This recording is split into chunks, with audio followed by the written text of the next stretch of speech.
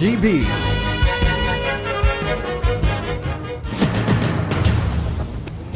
Ipinipresentar kan Radyo DCGB. Dapat may manginutan para sa karahayan kan kagabsan. Tingog kan banwaan. Tingog kan banwaan. Ini ang magiging boses mo pasiring sa pagkakaburunyog. Problema mo, iboses mo. Ikokonektar sa mga nanunugdan na dapat magtrabaho. Boses ko, boses mo, boses taga-boss. Tingog kan banwaan. Tingog kan banwaan. Digdi sa DCGB.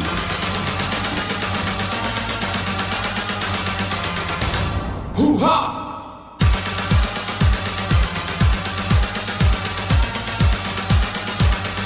Diretso na tabi kita ta limitado ang oras tangon yan, ano? Webes ngunyan palan ano ma PhilHealth kita. Standby lang po kamo tabi ta igoning very latest ngunyan sa pag-asa. So, bulletin na ipinag-release na alas 8.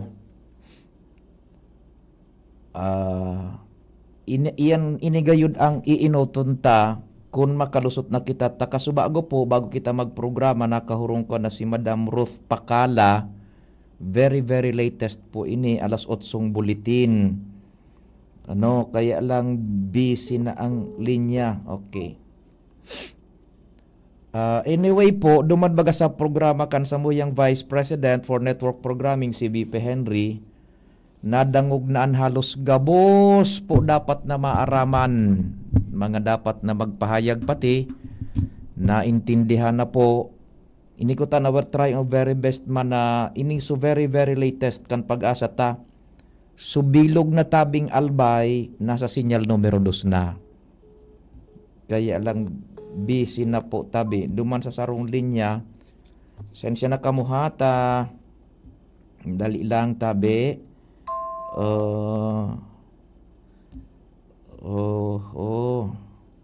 yung iba pa nating we try duman sa iba sandali muna tapos so sa kunyan pa so sa Water District ano papagkaip noon tayo halos 40 minutos tang programa. Andali lang ha. Very latest po ini. So iba po, nagkadarangog na nindo duman kay BP Henry ha. Alas 5 pa sana, alas 9, 4 hours yan. Yaw na duman Buelo Gabos tabi, halos na dapat, advisories. Pero hindi po paano, so very latest sa pag-asa. Dahil kita matunong po, takunda ining very latest, i-replay tako taan na so, interview board analysis kasubago na BP Henry. Kaya lang igwa po nin pinakabago. So alas 8 release. Yan. Dahil kita nakakakontak tabi. Well, anyway, sunodun tamo na ano yung sa Water District kita tabi ano. Sa Water District ano tabi ini na apudanta. So sa Water District mo na ano, then taod-taod so kunyan so Aleco, replay taman, takasuha po nakahuron taman tabi, so Albay Electric Cooperative, ano, i-replay ta na lang tabi, ta daiman baga ito company maray, ano, yan, nagre-ring ang number ni GM Rico Salazar, kundi kaipuhan gayud, iba ini, so, yan, Dako naghapot so sa tubig po sa Legazpi, nagre-ring, dahil halatun tang maputol tabi no okay kwanta so duang kunyan duang beses na apod na pagday kita sinimbag dahil na tabi ano yan ki GM ini na Rico Salazar tabi ano yan gulpi nagapot niya sa tubig tabi kung ano ang pasistema na ang very ang kuan ang pinaka pampo na impormasyon presko is tapos na sumayor na hirahay sa kunyan sa indang kang PhilHydro. Ngunyan pa man nagkonso diferensya sa tubig, naghanda kita kan sa bagyo yan, dahil kitag simbag. Sa pag-asa naman tabi, ano? Pag-asa naman, baad lamang okay na tabi. Ta alas 8 ining baret. Talagang di malas kita pag-abot ng kanya sa kwan. O sige tabi, yung mga nagapot po sa Albay Electric Cooperative, kung anong preparasyon nila dyan, ready na tabi padingnal, pakisignal, yung takaswa po nakahurunta ini si Ma'am Ans Galero, ang tagapagtarampukan Albay Electric Cooperative, yun na nga niyan, di pa ka ito, kung igo kitang mga bagyo, yun na ng permitang pighapot, ano ang mangyayari pagkatapos kan bagyo, duman po ang problema. So pagpreparar yaon, so ang problema kung gura no po ka dali ang pag-restorar ka normal na supply nin kuryente. Tabi kasuhapon po sa Bicol Target, ini po so full text kan pagkikipag-ulay niya to kay Ma'am Ans Galero tagapagtaram kan Albay Electric Cooperative. Willies and tabi. This time, may makakahurong kita diyan sa Albay Electric Cooperative. Si Ma'am Ans Galero, ang sa indang tagapagtaram and connection ini sa preparasyon man kan kooperatiba sa dagadang-adang na bagyo. Ma'am Ans, good afternoon. We're on air na tabi sa Bicol Target. Yes, good afternoon po Sir Pio. Good afternoon po sa mga paraantabay ka DCGB. Opo. Kumusta tabi ang sa tuya dyan na preparasyones da sa nagadang-adang na bagyo? Well, as of now, sir, nakahanda naman po ang sa tuyang mga personahes, particularly our technical and line personnel, para sa in cases po na magkaigwanin mga damages or magkaigwanin problema sa supply kan kuryente in the coming days, starting today. Pero kan mga nakaliisal daw, up to Kasubago, nagkaigwa din in tree pruning activities and sumuyang opisina para magkaharali sa mga obstruction pa na mga sanganin, kahoy sa mga linya kang kuryente, because that's one of the reasons na nagkakaigwa kita nin interruption kada best na makusugan na paros and igwa kita nin bagyo. So as of now din po Sir Pio, nakapag-preposition na kita kan mga gagamiton tang mga ekipahes and mga vehicles, pati naman po at mga line crew staff para in case man po na may mga pangangaipo when it comes to the electric or power related concerns during the Opong PH, nakahanda po kita. Ans tabi ano baki-qualify itong so prepositioning, ano ang gustong sabihon? Go ahead. Hindi po Sir Pio, po sabihin kayo nila na may mga identify na po kami mga personnel na kada lugar o kada branch igwanan din mga naka-assign like for damage assessment crews, heavy maintenance, light maintenance, ining mga clearing activities and ito pong mga nasa troubleshooting. Oho, nakabugtak masing duman sa mga lugar na makakaresponde shortest possible time after kan bagyo tabi. Yes po Sir Pio, because one of our goals po with our contingency plan for Opong PH is masiguro na minimum lang ang sa tuyang power interruptions during the onslaught kaining Opong PH. And at the same time, magkaigo kita nin makaskas na restoration kan mga lugar na posibleng maapektuhan. Now taking off diyan sa sa makaskas na restoration, with the capabilities ngunyan kan Albay Electric Cooperative, kukonsideraron taning marhay tabi Ma'am Ans, igwa ka mo nin projection halimbawa na kumpirang aldaw o semana bago makabalik ang normal na supply nin kuryente. Although this is hypothetical, taday ta para man magiging damage, pero igwa na ka mo nin kumbaga parang target na parang ito ang sa indong kumbaga game plan over. Well, as of now, Sir Pio, with regards to that query kung perang aldaw posible, we do not have yet that certain data kung ano ang estimate may, but kami po kayo pigsusunod may so typhoon recovery energization order na sa saro-saroon may po yan kung may problema po sa transmission, so NGCP transmission go na kita, and then we go to the substation. Kapag safe na po i-energize ang substation, duman naman po kita ma-focus sa mga backbone or distribution lines. Ang iinuton ta po dyan, we just wanna clarify na ang iinuton po pag sinabing distribution and backbone lines, ini pong mga facilities na essential services like the hospitals, and iba pa po. And then saka po kita malawag dyan sa mga barabarangay and Porox. But same with the previous typhoon, I guess it was Typhoon Christine, medyo naging makaskas din po sa tuyang restoration efforts because may pigsusunod na po kitang prioritization or energization order. Iyo tabi, maray na na-explicar mo Ma'am Ans because iyo bagayan ang claim or kantawo pagkatapos kan bagyo. So no ari na ngaya mga kuryente and dapat talaga yung may pasabot ng maray na ang kuryente is deadly kung dai ma-handle ng maray ang pag-restorar ka yan. Yes po, saro po kasi sa muyami din ipasabot sa publiko na di po ibig sabihin na tapos na ang bagyo, ora-oradang ipapa-energize na ang mga barangay, mga purok, and even sitios, we have to make sure first na okay ang substation ta. Otherwise, it may result to failure or mas halawig na power interruption. So, ikaklaro ta po kung inigabos na po sunod-sunod, dangan po kita restore kang mga nasa residential areas. Ayun. Mas bagay na naintindihan na tabi Ma'am Ans na primero palan pagkatapos kan bagyo ang assessment while sa mga tao nindo nasa grounds na so may mga naga-clearing na, so mga naka-preposition, ang assessment pala iinoton mo na so main grid so NGCP.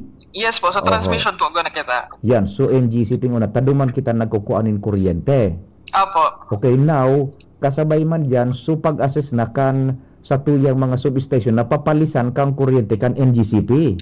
Yes po, kasi we have to check po kung may damages po duman sa mismong feeder, dangan kita. Kasi kung may damages po dyan, di po kita basta-basta pwede mag-energize ka distribution lines na baka mag-create pa po yan basta kulang problema. Oho. Now, simultaneous with that, naga-check kan mga substations, naga-check kan mga backbones. Yes po, yes po. Ining mga backbones, arin tabian ans paki-qualify? Ini po sa mga linya kang kuryente na nagsusupply ini sa mga supply lines na nagtataonin kuryente sa mga halos sa substation pasisiring sa mga munisipyo at syudad, sa mga sentro bagang areas like sa mga commercial areas or PIO, and kung saan mga naka-situate sa mga large services, mga high voltage, and ini mga facilities like hospitals nga ni po and other essential facilities ta. Yun. Tadyan man maagi so kuryente nang mabulos hali sa substation sa backbone na iyunan mababa sa mga barangay. Yes po. Dangan po kita malog sa pig-apod naman na lateral or sectional lines na ini. Dumana nagkakadaraugan, nagdumurudahan na. Dumana so medyo may mga isolation, may putol na linya, may putol na poste. Okay. Now, naunang bitandam dyan sa Oplan tabi nindo na may posibilidad na maghagad ng tabang sa ibang kooperatiba in kaso? Well, as of now, we have analyzed din naman po sa situation, Sir Pio. All the electric cooperatives are right now busy na magprepara din kasi ang mga nasasakupan na localities. But in cases po, maglaog na kita sa restoration efforts, in case na may EC na bako man masyadong affected and maapektuhan kita, sana dayo man po maapektuhan kita kay grabe, yaon po ang sa mo yung pig-abot na task force kapatid. So every time na may pangangaipuan sa rong electric cooperative, ang mga neighboring mi pong ECs from the Bicol Electric Cooperative Association, ready to help man po yan. Permiwan po. So intact iyan na task force kapatid, mas-switch na lang kan kung kaipuhan. Yes po, kung kaipuhan lang kasi ito nga niyo po, sabi ko, even ang ibang mga ECs nga niya sa Bicol, halos puga-puga man po ang preparasyon because we know for a fact na may tendency na talagang maapektuhan ang Bicol region. Now, kumusta ang logistics ta dyan tabi aram ta na limitado yan. So how do we appease yung mga konsumidores using our capabilities dyan logistically wise tabi? Speaking of the logistics and supplies po, igwa na po nin mga naipreparar na mga essential materials that will be used in cases of damages to the poles, conductors, pin insulators, transformer, even the fuel na gagamitin sa mga service vehicles. And iba pa po, like the PPEs, kasi yung mga tao, lighting equipment and radios are already, kumbaga all set na sinta, Sir Pio. May mga poste dyan na naka-standby ka mo, naka-deposito kumbaga sa bunkers? Yes, iyo po ang kinagayunan po kang buffer stock fund kasi as stated previously sa tuyang AGMA 2025, igo kita nin mga na-procure na mga gamit that will be used in cases na arunganig po kaning sitwasyon. So, in case man po na magkulang, iga pa man po kitanin, pwedeng makuha. Ay, that's a nice revelation na so agma, so buffer fund, iunan ibinakalkan mga yaon dyan ngunya na ready na. Yes po, iyo po kasi talaga ang sole purpose niya. Oo, so buffer fund, ano. Kaya igaw na Apo. dyan mga nakaposte initialmente na okay, naka-reading poste, mga kontadores. Ikaw mga kontadores? Yes po, ang mga metro taman po ay regular man na supply. Ayun, pati sa mga tuerkas dyan, gabos. Yes po, apo. At least maray-ray. Sana po. Di kita magulpiman, kuryente, tubig budak kuryente, kan tao, kurarat katapos kan bagyo eh. Yes, so yun talaga ang, kumbaga, talagang pangangaipo mo yan, especially those na nagre-rely sa sendang, nagre-rely ka sa sendang hanap buhay when it comes to power supply. Now, during the onslaught, so oras mismo kang bagyo, anong ma-expect nga to, tabi? An ibabaga, ang iba nadadagit kung brown out. Pag may bagyo, nadadagit kung di brown out. Yes, actually, sa Roman po iyan sa mayaming itawanin doon, during the onslaught of Opong, syempre po, safety man po ganaray kang sa muyang line personnel lang sa muyang iinuton. So, they will be on standby mo na po, ang yung restoration crews, daigo na sinta makondaki field work during the onslaught kasi kay po ang tangi safety sinta. And then kapag medyo okay na po ang kamugtakan kang panahon based on the weather issuances kan pag-asa, saka man po kita direct na pwede na sinta giraray magluwas. So, diit na halatalat lang po kung magkagawa ng problema during the time na nagbigbabayo kita kung bagang Opong. Kung nagbabagyo, pag nagputol ang kuryente, dahil na magmuda. Kayo naman nagadaan. Ano po siya? Ayun na iyan. So, any tips tabi, hali dyan sa Indo? So, kung nagbabagyo tabi, may kinaraman sa kuryente man tabi. Go ahead. Opo, ito lang po ang saruming pangapodan kung in kaso may mailing ka mo mga putol na linya kang kuryente. Dahil nung kananggan po ka mo magkapot kayan because about po may kuryente or may ma-aksidente po. I-report na lang po yan sa samuyang opisina. And kami man po, we will be doing our best to restore electric power supply after the Opong PH, and hopefully we remain safe and resilient po sa mga maabot na oras. Ma'am Ann, salamat. Mabuhay ka mo dyan. Thank you very much po, Sir Pio, for your time. Thank you so much. Iyan ang sa tuyang recorded interview kasuhapon sa programang Bicol Target kay Ma'am Ans Galero. Gabos na po na ipaliwanag duman. Report kita sa luwas. Nasa linya si kumpadreng Jimmy Nasalita. Hali dyan sa sayang location ang samuyang chief reporter. Jimmy Nasalita on the spot report. Kumpadre Jimmy, Chief, thanks for waiting. Good morning. Yes, maray na aga sa mga parantabay. Nasa command center kita ngunyan, digdi sa Banwaan kan ginubatan sa pamamayo ni Ma'am Joy Marabilia sa NIMDRRMO officer digdi sa Banwaan kan ginubatan. Ang ginubatan, nabigla ko digdi sa informasyon na pinabot ni Ma'am Joy, sabi pa di, dadagatin din ba siya kan pinapod na meeting yan sa APSI mo kaswapon gabos na MDRRMO. Ang ginubatan pala, gabos na risk 44 barangays undik din na sa ginubatan. Ubos ng barangay magpunya sa may bulkan, so plus flood, flooding, landslide. Undik din si Ma'am Joy kung paano ta haros ginaabog-gabos na barangay at risk dahil kaining pa abot na bagyo. Ma'am Joy, good morning. Sa ibong na linya po si Pading Pio sa Angkor sa DCGB. Hello po, sir. Good morning po. Yes, Ma'am Joy, marhay na aga si Pio Tabi ini. 44 ang barangay sa ginubatan, ano po? Ay, hello po, sir. Paulit po. Di ko masyadong nakuha kanina. Opo. Okay. O, di na po. Okay po. Si Pio Tabi ini, Ma'am Joy. Good morning, Tabi. Hello po. Good morning po, sir. Opo. 44 ang barangay dyan sa ginubatan, Apo. Ubos. Apo. Okay. Sa bagay, gabos man at tricks ta bagyo bako? Apo. Oo. Apo. Okay.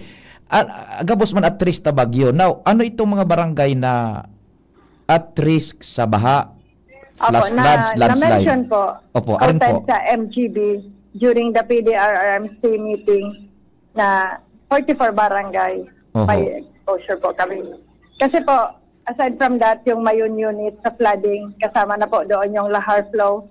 And then yung upland natin, meron man po tayong mga landslide, may flooded areas din, na flooding lang talaga due to heavy rain. And then yung ibang barangay naman po natin, may mga light materials na magiging at risk naman siya pagdating sa typhoon. So, present po sa atin yung landslide, flooding, isasabay pa po natin yung Lahar flow, and then yung sa typhoon po. Iyo, oo. Arog kay ni Ma'am Joy Tabi, pag bagyo baga talaga, gabos gabos kit at risk, Opo. Kaya lang, diyan sa Ginubatan, igoning barangay na at risk sa Lahar. Opo. Igoning barangay na at risk sa floods. Opo. Igoning barangay na at risk sa floods. Flood sana due to heavy rain. Due to heavy rains. And gabos na barangay dyan at risk na bagyo. Opo. Okay, yun. Opo. Okay, now, aware na sa nagayod kang risk sa ining storm surge. Taday maning dagat dyan. Opo, wala man po. Okay, so, iumasa na po, ma'am. And pag-arog ka iyan, gura ano ka, kunyan, ka-intense an sa indong operations ta igwaning flash flood, igwaning landslide, igwaning lahar. Paano po? Prior pa po na palaog ang bagyo, nag-preparar na po talaga kami poon sa pag-monitor ng mga updates, and then mag-pre-disaster risk assessment po kita, and then kahapon po nag-come up kami na preemptive evacuation po kita ngunyan. Opo. When will that start, ma'am, na preemptive evacuation? Nag-commence na po kaninang 8 a.m. Okay. Oo. Now, itong pag preemptive evacuation, gabos ba itong mga barangay at risk na naunang bitanta? Opo, may aside dito po sa Maninila, Tandarora, and Masarawag ng Mayon unit, may localized evacuation man po kami doon sa every barangay na meron po mga nasa low-lying or meron mga landslide-prone area. Nag-localize na lang po kami duman sa mga health center, barangay hall, kung saan naman po safe naman sila. Ayun. Dorodakula ang populasyon na i-evacuate tabi ni Ma'am Joy? Opo, tabi sir. Pero sa ngayon po talaga, ang pina-priority po namin na malikas talaga, na wala pa uran, yung Tandarora, Manila, Masarawag. Kasi pag dumating na po yung ulan, sigurado po mahihirapan ako, lalong-lalo sa Tandarora, sa kasama Manila. Okay. As we speak, kumusta ang progress kan na evacuation na yan dyan sa mga barangay na nambitan mo po? Come again, sir? As we speak, kumusta ang progress kan sa tuyang evacuation sa naunambitan mong ina-priority barangays? Opo. Kasi as instructed kahapon, after the PIDRA, lahat ng barangay ma-convene para po walang forced evacuation na mangyayari. So, ngayon po, wala pa nga po yung preemptive namin. Yung iba po, ando na sa evacuation center na designated sa kanila. Aha, okay. So, smooth sailing ngunyan, Ma'am Joy. Opo. O di sige tabi, kung igwa ka pang gustong idagdag, Ma'am Joy, para dyan sa mga taga-Ginubatan, madangog kami. Go ahead. Opo. Para po sa mga taga-Ginubatan, as in sa gabos man po na nakakadangog po kaini. So hagad ko lang po ang kooperasyon, mag-monitor, magsunod po kung ano ang ipinapasunod para po makaiwas po kita sa man na peligro. Ipadagos naman po ang pagpangadyi sa rabay kita regardless of whatever religious denomination. Sararo po kita na mga na sana po malikay kita sa man na peligro. And siring man po, hagad mi man po ang pangadyi ng mga frontliners, nalugod po, malikay kami, as in padagos po na makapag-survey. So sa gabos man po na nagdadangog, yung security po natin, yung safety po, ang isipon ta po, ang kaligtasan ta. Wala na po magsutil-sutil, kundi magsunod, mag-iskusar, magpreparar, mag-evacuar, mga J. Yun lang po. Salamat Ma'am Joy Tabi, mabuhay ka mo. Okay, thank you so much. So yan, si Ma'am Joy Maravillasan na MDRRMO Chief digdi sa Banoan kan ginabatan. Actually, may meeting sa ngunyan. Yaw na digdi sa BFP, Philippine Army. So, Chairman Committee on Public Safety, Committee on Laws, and siguro pigalat na lang si Mayor Gemma Anong Hokot para magponining meeting digdi sa Command Center. Yan, Tabi pa yan, mga dagdag na informasyon from Ginubatan, Jimmy Nasalita, DCGB News. Thank you so much Chief Jimmy. Diyan man kita sa 1st District. Joe Marviel on the spot report. Kumpadreng Jomar, marhay na aga Tabi. Anong nangyayari man dyan pade? Okay, si Saeng ready Tabi pading Nal. Ano pading Jomar, mari-establish kita kang linya Tabi. Ano? Si Saeng ready pading Nal Tabi. Joshua standby tapi re-establish ang linya kay pading Jomar. Pasensya po, dai ako na nakakalusot sa pag-asa, permi ng bisinata daw. Tas kasubagod, sunadang po ni do kay VP Henry, igigilid na po ito. Igwa na ning very latest ngunyan. Igwa na ning very latest ngunyan Tabi. Dai na po ako nakakalaog sa pag-asa duman sa number. Incorrect. Susaro, perming busy. Ay, nako. Si Sayang available Tabing linya, Pading Nal. Anong ginagawa? Si Pading Jomar. Okay, Pading Jomar mo na kita. Joe Marviel on the spot report. Pading Jomar, marhay na agawat sa pining Tabi. Salamat pa rin Pio, nag-follow kaya kita kaining sa mga preparasyon man kan mga LGU sa nagdadangadang na bagyo. Digdi sa siyudad kan Tabaco na kaulay niya to si Mayor Ray Bragais. Sabi ni Mayor na sarupang meetingan sa iyang ipapapod, ngunyan daw, tangani sa ma-brief, final briefing kan paghanda kan pag-agi kan bagyo lalo pat basados tracking kang pag-asa, maagi ng gadigdi sa 1st District and Albay, ang bagyo kunday ng pagbabago. Sinabi ni Bragais na initialmente na ipigpapadara niya na sa isla sa mga provisiones. Ani na dahil na madipisilan pa. So mga baga sa ibang pangangaipo. Asin ito man na iba pang mga upland barangays na may kadepisilan an agian pagminauran dahil ta igwarigding mga barangay na pag minakusugang uran minasupay ang tubig sa spillway na didipisilan ng agian kaya dahil sinda makakapatod din provision kung magparahalat pa sindakan uran.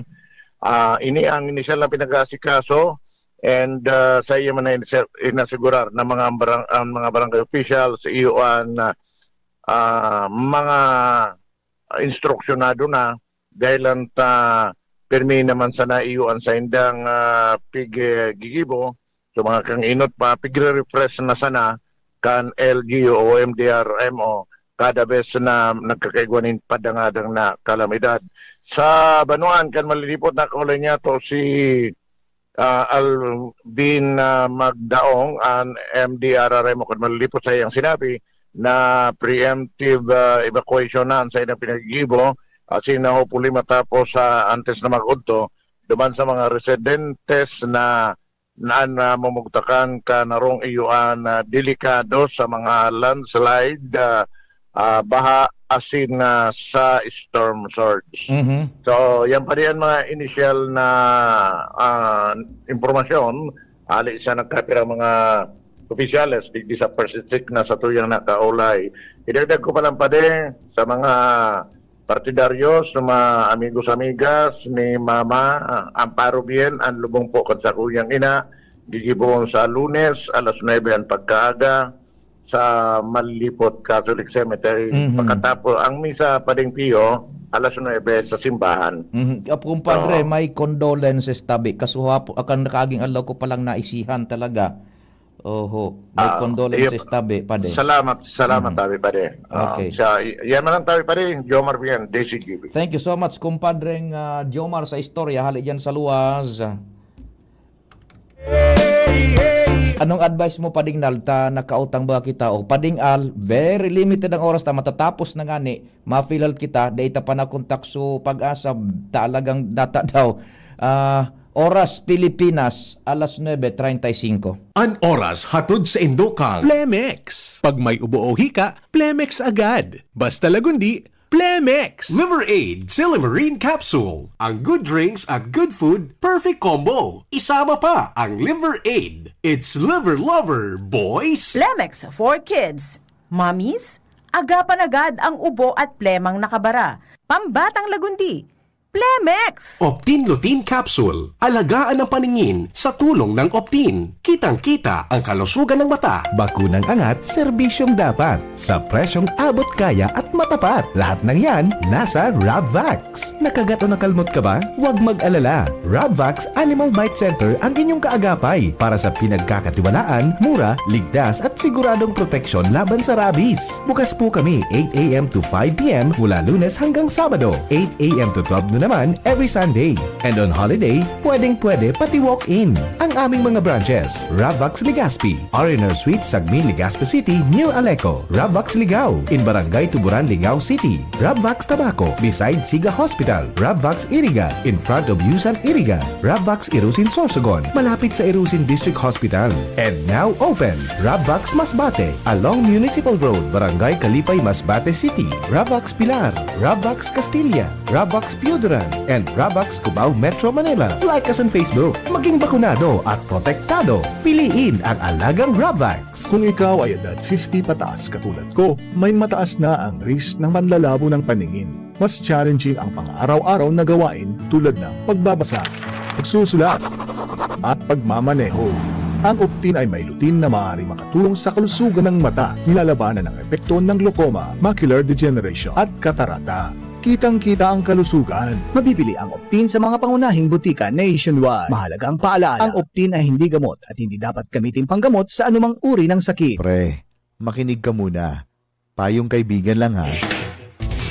Work hard, play hard. Yan ang motto ko dati. Pero nakakapagod din pala katagalan. Sa gitna ng lahat ng mga puyat, inom at pagkain ng masasarap, kasama na ang oily at fatty foods, kailangan pa ring bantayan ang kalusugan. Tamang kontrol ang kailangan. Katuwang ko, ang Liver Aid. May Silimarine na maaring makatulong, protektahan ang atay. Cheers to more good times. Be a liver lover. Mahalagang paalala, ang Liver Aid ay hindi gamot at hindi dapat gamitin paggamot sa anumang uri ng sakit. Ang good drinks at good food, perfect combo. Isama pa ang Liver Aid para sa kalusugan ng atay. Mabibili sa mga leading drugstores nationwide. Sa mahigit 15 taong paglilingkod na natiling tapat sa sinumpaang tungkulin sa mga kababayan. Mula educational assistance, mula high school hanggang college, tinulungan ako makatapos ng Ako Bicol. tulong medikal, Dakulang tabang po talaga sa muan Ako Bicol. karagdagang hanap buhay, Salamat Ako Bicol sa dagdag puhunan. libreng patubig at ilaw sa mga kanayunan. Salamat po sa Ako Bicol. Kaagapay mula noon hanggang ngayon. Salamat, Ako Bicol! Sa ngalan po ni Congressman Zaldico, outgoing Congressman, Attorney Jill Bungalon, and incoming Congressman, Attorney Alfredo Pino Garbin Jr., ang aming pong taus-pusong pasasalamat sa inyong patuloy na pagsuporta sa Ako Bicol Party List. Maraming salamat po, Ako Bicol Party List. Katabang na, kasunod pa.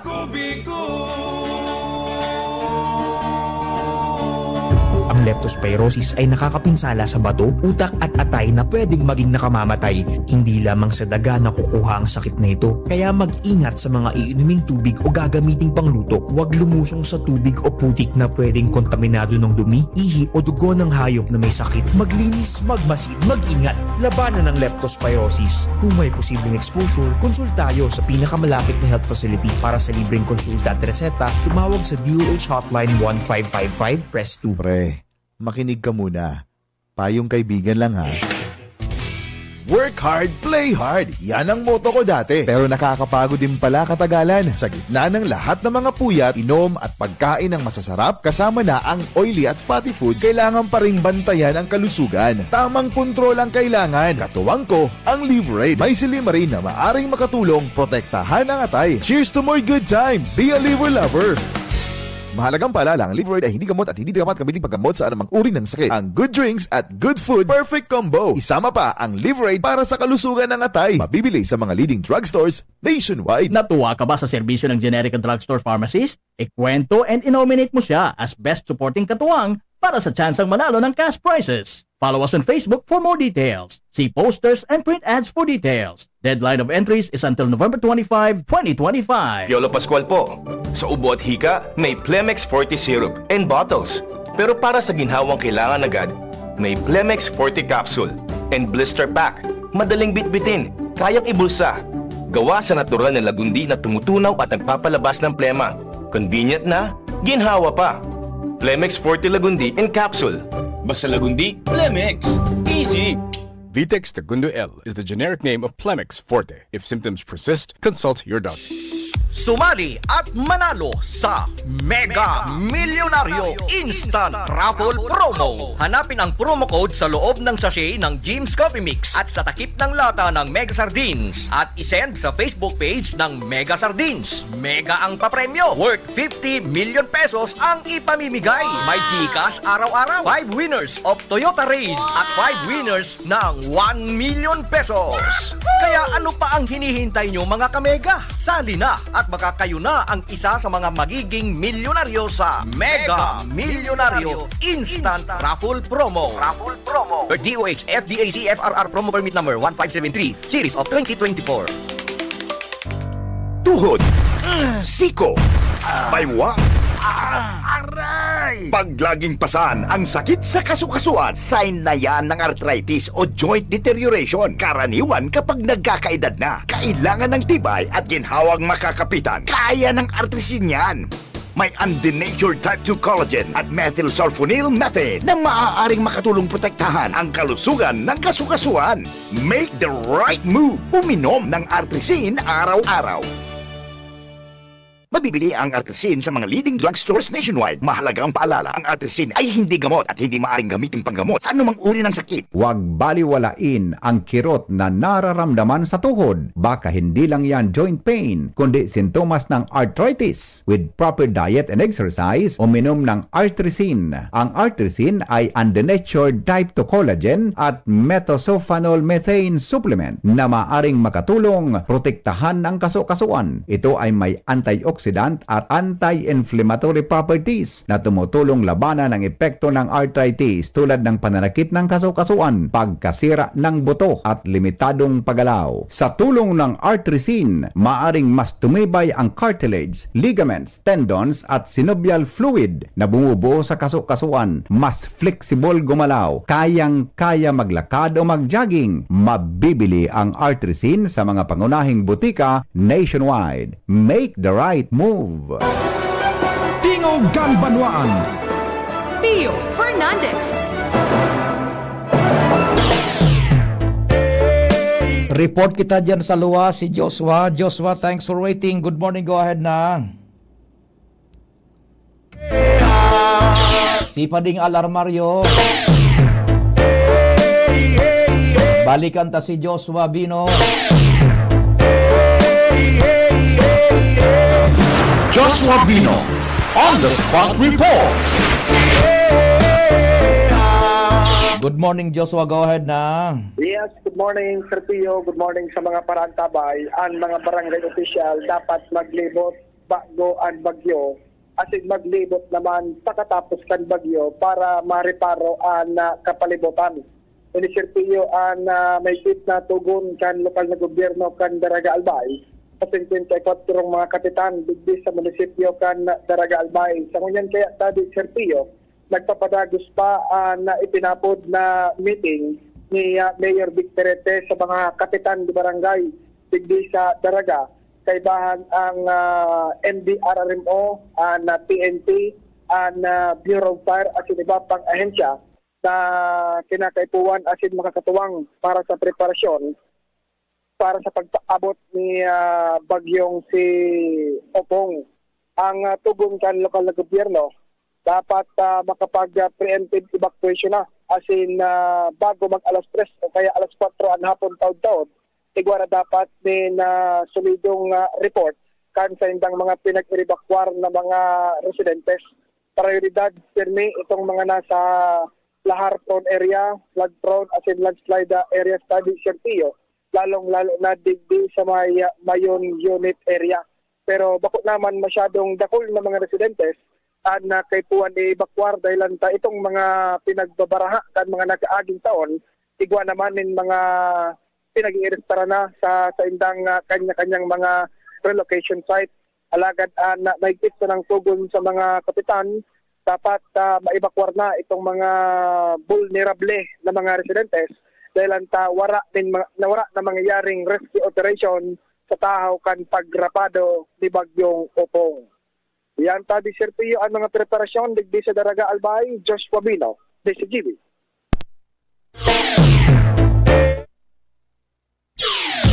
Angel Mustaza on the spot report.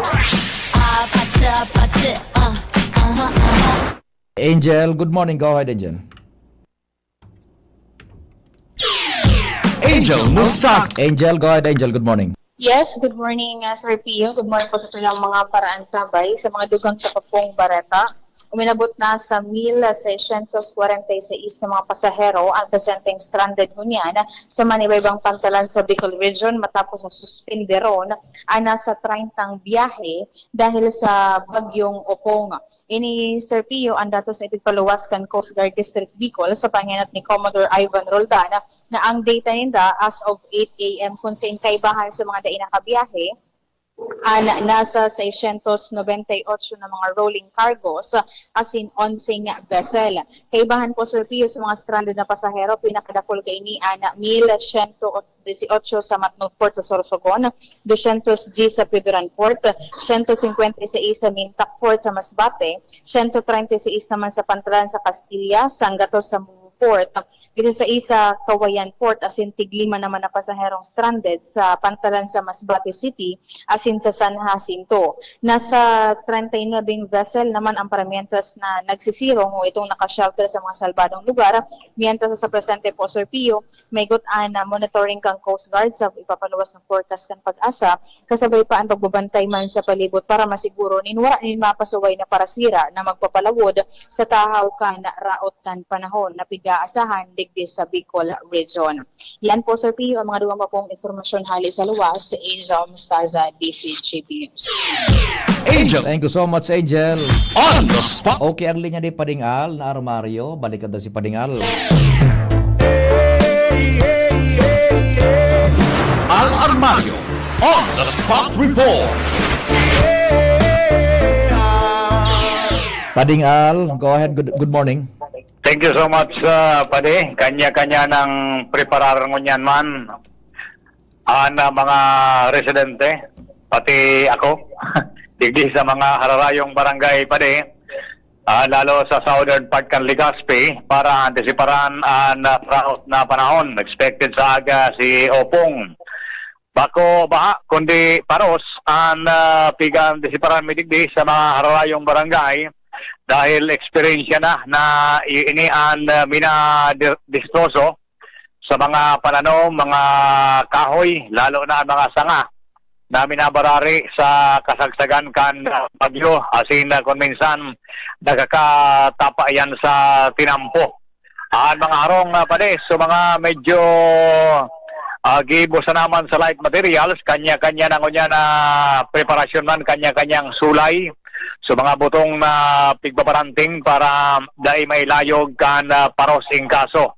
Kaya mandigdi oso, masyado ang pag-evacuar sa mga evacuation center na pinagdesignar. Pero kan iba na dahil nakaya akomodaron duman sa mga kataraning asin mga pribadong harong na okay man ang kamugtakan, kaya sa ngunyan ang mga around digdi sa southern part kan Legazpi, padagos naman Pade ang pagpapreparar sa mga oras ni talagang kanya-kanya na sindang antisipar sa indang mga residensya para Sunod doon ang advice kan gobyerno lokal sa panginot ni Mayor Siam Ismail, may pre-disaster advice naman ini sa mga barangay officials. Nasa kunyan, iyon naman ang pinag-adaptar digdi sa mga hararayong barangay. Yan pa niya informasyon live digdi sa Southern Pagkan Legazpi, Alarmario, DCGB. Thank you so much, kumpadring Al, sa report hali dyan sa Southern Barangays kan Legazpi. This time, tabi, nasa linya, nakakonekta tayo at last sa Pag-asa Legazpi. Makakausap natin ngayon si Ma'am Alexis Roy Vivar ng Pag-asa Legazpi. Ma'am Alex, marhay na aga tabi si Pio Fernandez po kan DCGB. Opo, maray na aga po. Opo, Ma'am Alex, salamat sa oras. Primero tabi, madangog kami kan latest bulletin na alas 8 ta. May major baga duman na development. Go ahead, madangog muna tabi kami. Go ahead po. Opo, para sa ating forecast kaugnay nito ni Severe Tropical Storm Opong, yun nga po, itong si Opong ay na-maintain ang kanyang strength, ang kanyang kusog, habang tangon niyan ay nasa Philippine Sea pa din. So, itong sentro ni Bagyong Opong ay huling nahiling sa layong 365 kilometers sa sirangan ng G1 Eastern Samar. Sa ngunyan, ay itong taglay na kusog ng paros na umaabot ng 110 kilometers per hour at pagbugso na umaabot ng 135 kilometers per hour. Sa ngunyan, direksyon na tinatahak nito ni Opong ay sa direksyong west-northwest at medyo may kabilisan nito sa bilis na 20 kilometers per hour. Sa ngunyan, nakataas ang tropical cyclone wind signal number 2 sa eastern at southern portions ng Camarines Sur at sa Catanduanes, sa buong Albay, buong Sorsogon at eastern portion ng Masbate. Then, kataas naman ang wind signal number 1 sa the rest ng Masbate, the rest of Camarines Sur at sa bilog na Camarines Norte. So, ayun po, igwa rin tayong nakataas na storm surge warning, no? Dito, kaugnay nito ni Opong, ang tiglala umantang possible na umabot ang ating storm surge height ng 2.1 to 3 meters sa mga eastern coast ng Bicol region, pati na rin sa may west side ng Camarines Sur. Bale, yun po ang ating forecast, and ito po si Alexis Rivivar ng Pag-asa Legazpi ang nagbabarita. Opo, Ma'am Alex, tabi ki humapot giraray tabi kami. Tanong po kami yung signal number 2, pakidahan-dahan po ulit, signal number 2, anong mga probinsya po? Opo, bale sa wind signal number 2 natin nakataas sa eastern and southern portions ng Camarines Sur. Kabilang dito ang mga lugar ng Tinambak, Lagunoy, Garchitorena, Caramoan, Presentacion, Gua, Tigaon, San Jose, Sangay, Ocampo, Iriga City, Buhi, Nabwa, Bato, Baaw, Bula, Bombon, ang Naga City, ang Pili, Minalabak, San Fernando, Milaor, Kanaman at Kamaligan. Yun po, at yung buong probinsya ng Catanduanes naka-wind signal number 2 din, at ang buong probinsya ng Albay, Sorsogon at ang eastern portion ng Masbate, kung saan kasama dito yung City of Masbate, Dimasalang, Palanas, Katayngan, POV Corpus at Baleno at pati na rin ang Aroro. Opo. Yung number 1 is rest of Masbate and Camsur and Camarines Norte. Yes po. Opo. Okay. Ma'am, yung kanyang location po, yung sa 8 a.m. ninyong release, location is? Sa 8 a.m. natin na location nun nasa 365 kilometers sa silangan ng G1 Eastern Samar. G1 Eastern Samar, okay. So Ang coordinates niya po is 10.9 degrees north at 129.1 degrees east. opo. Okay. Now, yung pinakabagong development is yung buong Albay at Catanduanes inilagay na sa signal number 2. Opo, tama po. Buong Albay ng Camarines Norte. Now, ang general direction niya, ma'am, is Ang general direction niya is west-northwestward po. yung speed, 20 kilometers per hour. yung lakas niya, Yung lakas niya po ay umaabot ng 110 kilometers per hour. At And- yung pagbugso naman umaabot ng 135 kilometers per hour. opo. Now, Ma'am Alex, kung ma-maintain niya po yan na direction niya at speed, anong mga lugar po talagang tinutumbok na, Ma'am Alex? Go ahead. Opo, kung sakali na ang nakikita nating direksyon nito or track ay hindi magbago, ang possible na daanan nitong bagyo is dito sa may areas sa east ng Albay, particular dito sa may area ng Rapu-Rapu or sa may Prieto Diaz sa Sorsogon.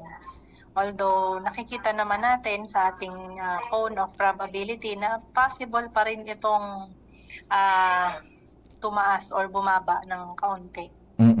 Okay, now, tumaas or bumaba ng konti, can we safely conclude na pasok pa rin yung Albay? Opo, bali, yun Okay. nga po ang palagi naming pinapaalala na kahit hindi man dumaan yung sentro talaga nitong bagyo doon sa yung mga nagtatanong po kung doon sa kanila ay tatama ba itong sentro, ay sigurado namang apektado pa rin, no, dahil sa naaabot nitong radius nitong bagyo yung malaking bahagi ng Bicol region. Yun, opo. Now, talking about yung kabuuhan, yung kabilugan niya, yung kabuuhan niya, gaano kalaki itong si Opong? Opo, bali ang nakikita natin sa ngayon na sukat no ng radius nito ni Opong ay nasa 450 kilometers. So ayun po, yung as I mentioned, ay kahit hindi man sakto ang sentro nito sa dadaan sa atin, kung sakali ay apektado pa rin tayo ng mga pag-ulan at mga malakas na pagbugso ng hangin. Opo. 450 kilometers yung kabuuhan. Yung kalahati niyan is more or less ilan po? O mga nasa 225 po.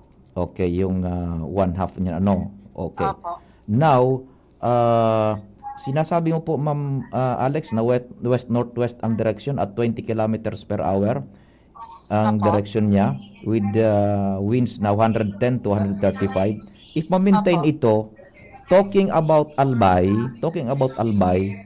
kailan natin, Ma'am Alex, mararamdaman yung paunang epekto ng bagyo, yung perimeter ng bagyo, kasi nasa signal number 2 na tayo Kailan natin mararamdaman na yung paunang epekto ng bagyo, yung ulan at saka yung hangin? Kailan at anong oras po, more or less?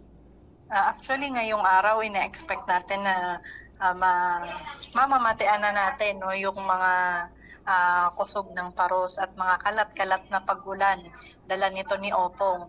And yun nga po, based din sa nasabi nyo na kung ma-maintain niya, ay nakikita rin natin na posible pa na lumakas itong si Opong since ngayon nasa dagat pa siya, at nakikita natin na posible pa siyang umabot ng typhoon category. Okay.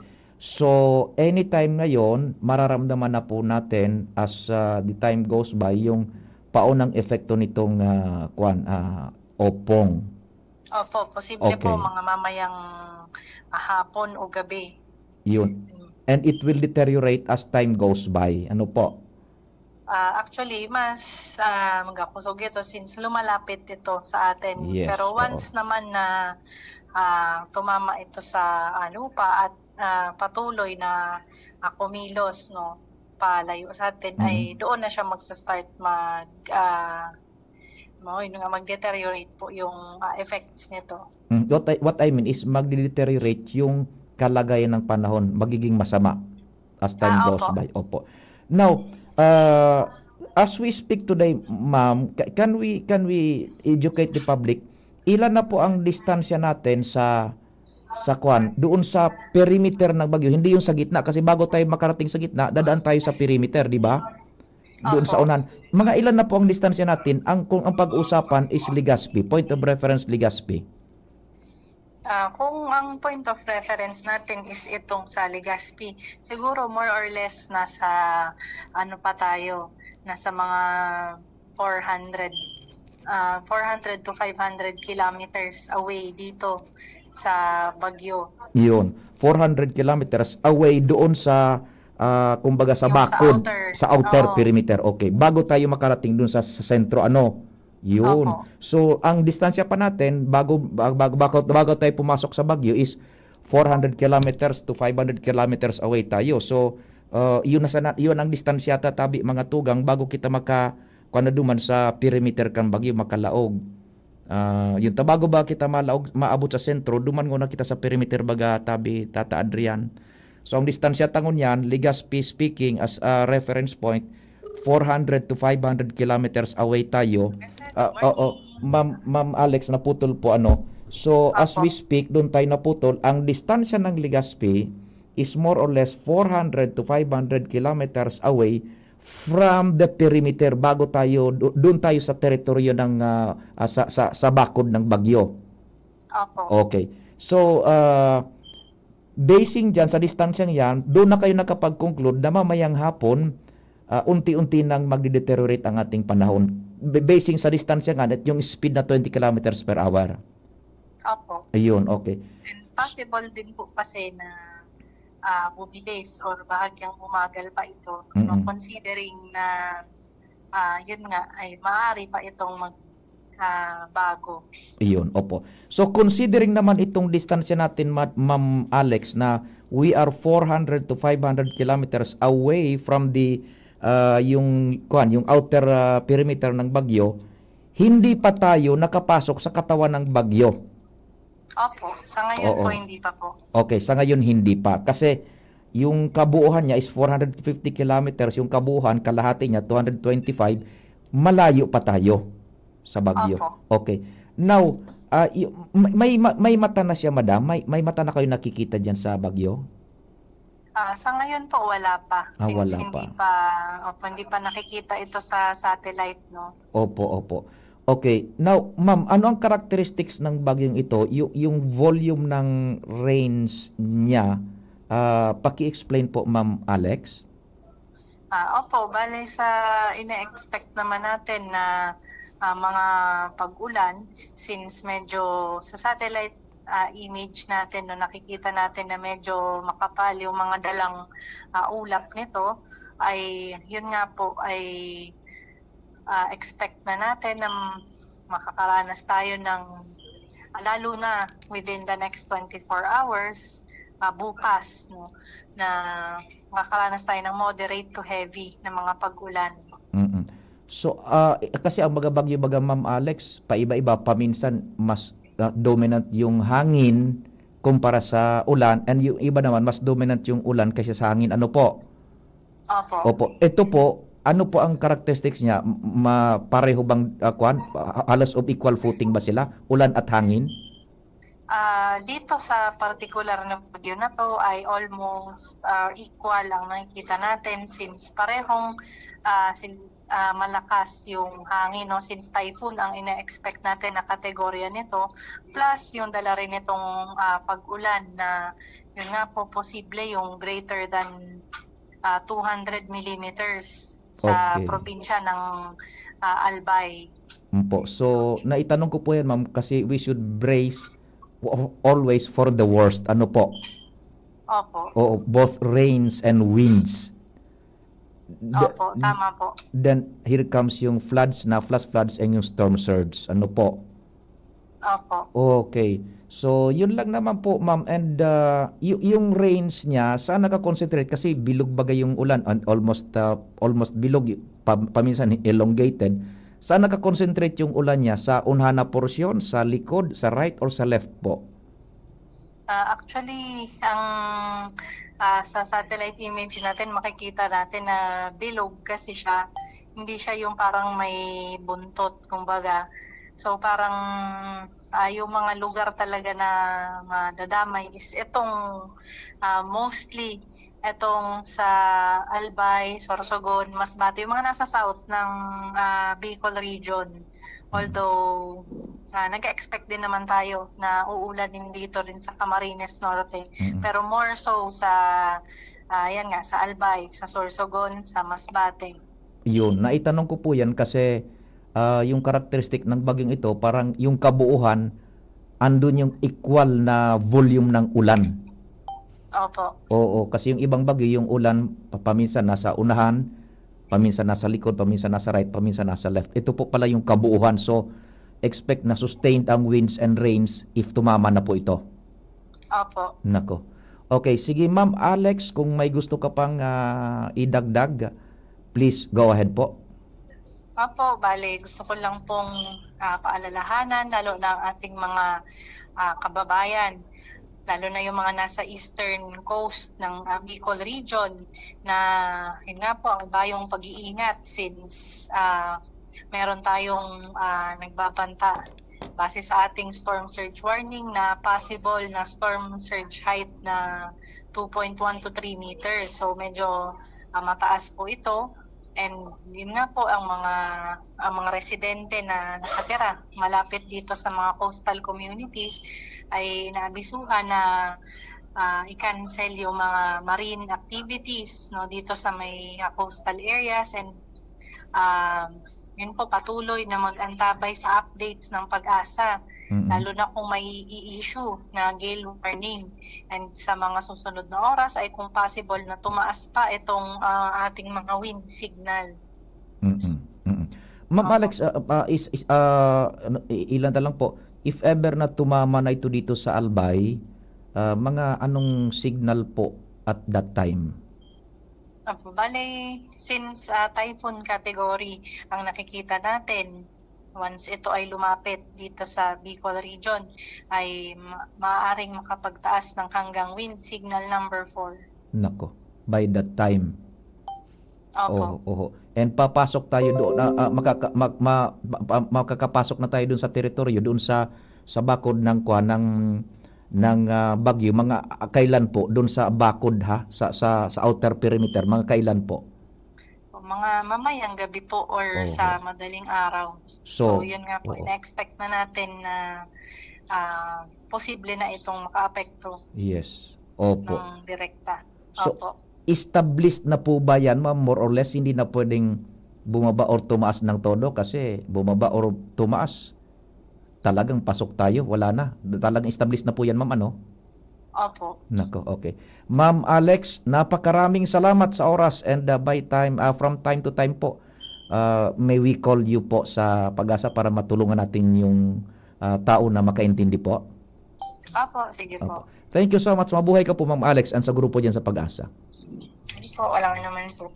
Thank you so much, si Ma'am Alex Roy Vivar, dyan po sa Pag-asa, Legazpi City. Salamat ka sa iyong pag-antabay, mahal na Diyos ang magbantay. Sa indong nadangog ang programa